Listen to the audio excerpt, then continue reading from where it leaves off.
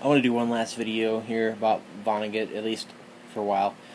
Um, it's about a theme that are in a couple books of his, or at least a few books of his, um, which has to do with human stupidity and human desire. This is mostly going to be about Cat's Cradle.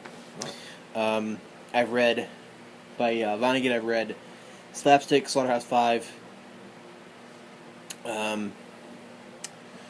Hocus Pocus, Cat's Cradle, and the Breakfast of Champions, and now I'm reading Dead-Eye Dick, which is pretty good so far. I'm about halfway through it.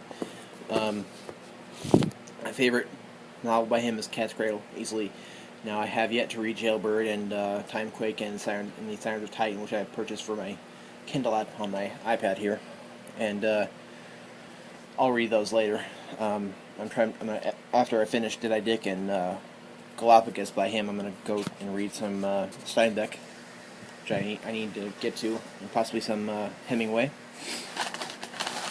So I want to talk about, I guess, his theme of human stupidity and how humans are stupid and how we kind of pursue our own desires and how that's detrimental to us. Cat's Cradle is a book where he's talking about the atom bomb, where this guy named Honecker, or at least that's the way the German or the Dutch would pronounce it. It's Hoennikker. This guy was pretty much the guy who produced the bomb, and he gives. Hopefully, I don't spoil anything for you. Hopefully, you've read it, but I'm gonna reveal a couple things in order to talk about this. So this guy who made the atom bomb got asked by a Marine if he could sort of prevent mud from being there, so the Marines would have a easier time doing what they have to do, and wouldn't have to be stuck in the mud and stuff. And talk about kind of having this icy substance that would solidify it all. He created this thing, how we have, ice. Then we had ice 1, ice 2, ice 3, ice 4, ice 5, ice 6, ice 7, and then ice 9. Ice 9 was the thing which, if it touched any kind of moisture, it would totally lock everything together in a very icy substance. So it would just, not like ice that we have here, but much more sophisticated and structural, to where, anything that was moisturous, it would basically lock it all together in this very icy substance, in a very sophisticated kind of substance. So he did create it, but then he died before he could really use it or bring it out. So he had three. He had the chip, and he had 3 kids, and each kid got a chip of this Ice 9 stuff. Now, later in these kids' lives, they used those pieces of Ice 9 to get what they wanted. Felix used it to get a very good job on the island called San Lorenzo, which was the island where most of this is staged. Angela, the daughter, did something with it, and then Newt, the midget kid, did something with it, something in Russia. I forget what it was, but they all did something to better towards their own end, to better themselves, or to get something that they themselves wanted, and that led to a very, very bad thing. At least for Felix did. For Felix it did.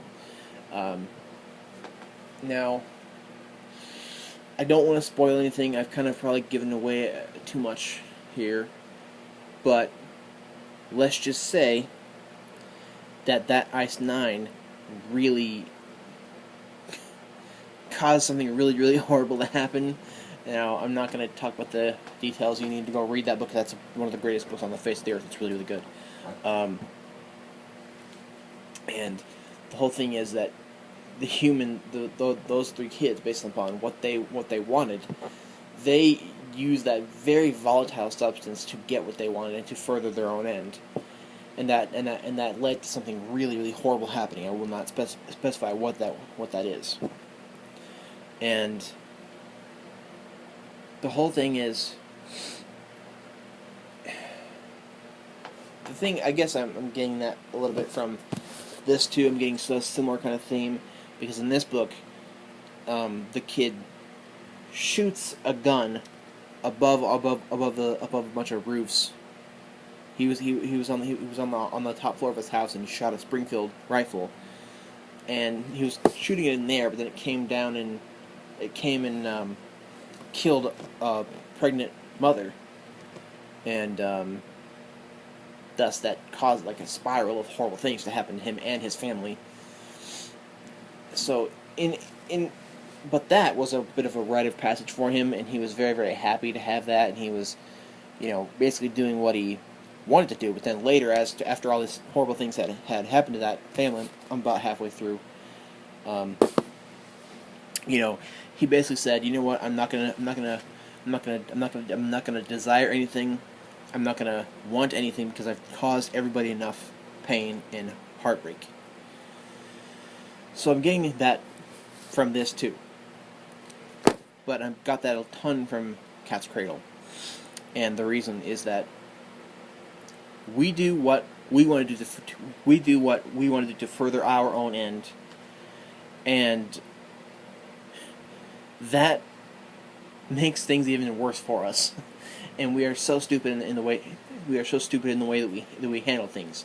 And today, in the real world, we are polluting the world, the only world that we have, the only earth that we have.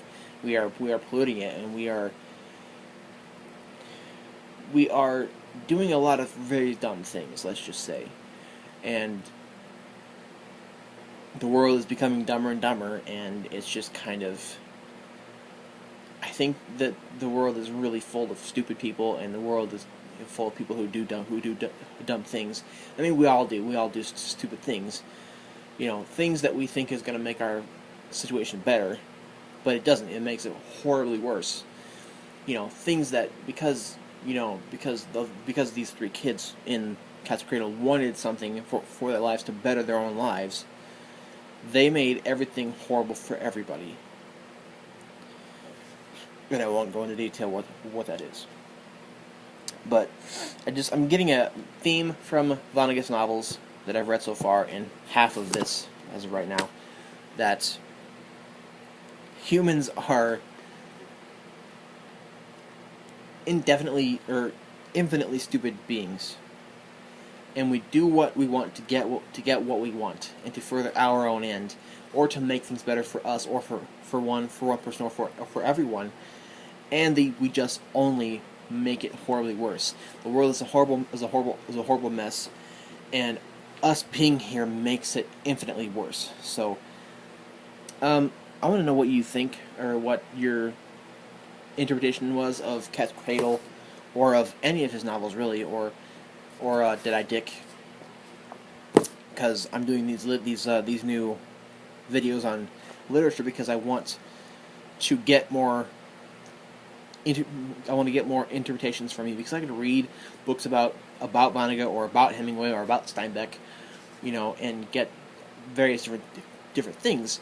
But I'm a pretty deconstructive thinker through people like Derrida, and I don't think that there is one canonical true interpretation about any literature or philosophy. So I just want to hear what you have to say. If you have read Vonnegut, I definitely would like to hear from you. So thank you.